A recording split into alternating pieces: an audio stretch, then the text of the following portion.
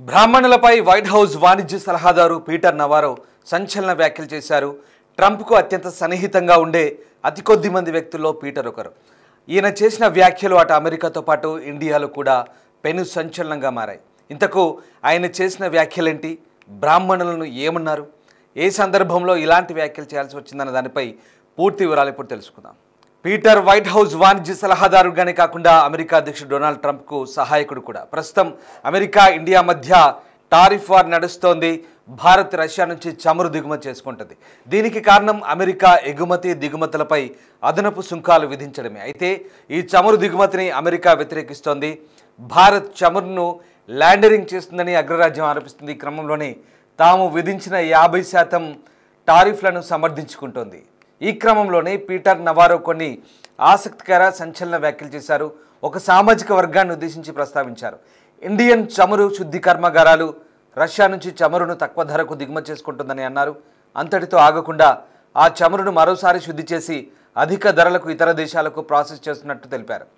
Russia అధ్యక్షుడు Putin తమ దేశంలోని చమురును మోదీకి అతి తక్కువ ధరకు ఎగుమతి చేస్తారని ఆరోపించారు. వాటిని ప్రజాధనంతో ప్రభుత్వాలు కొనుగోలు చేసి ఇతర దేశాలకు అధిక ధరలకు ఎగుమతి చేస్తున్నట్టు తెలిపారు.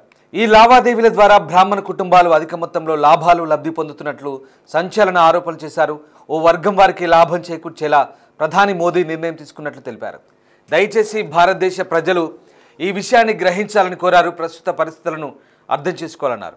భారత ప్రజలను ఫలంగా పెట్టి బ్రాహ్మణులు లాభార్జన పొందుతున్నారంటూ ఆరోపించారు. దీనిని ఆపేందుకు తాము ప్రయత్నిస్తున్నామని తెలిపారు.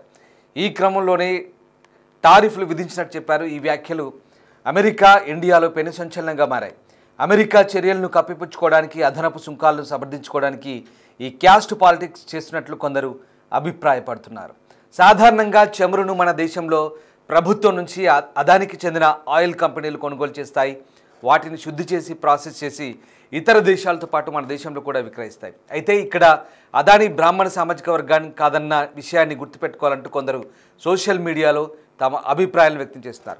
అమెరికా ఇలాంటి క్యాస్ట్ పాలిటిక్స్ చేయడం ఆపేసి పాలనపై దృష్టి పెట్టాలని, టారిఫ్పై సానుకూల నిర్ణయం తీసుకోవాలని సూచిస్తున్నారు. మరి దీనిపై అమెరికా అధ్యక్షుడు ఎలా స్పందిస్తారన్న దానిపై ఆసక్తి నెలకొంది. పీటర్ నవారోపై ఎలాంటి చర్యలు తీసుకుంటారో అన్న చర్చ కూడా మొదలైంది.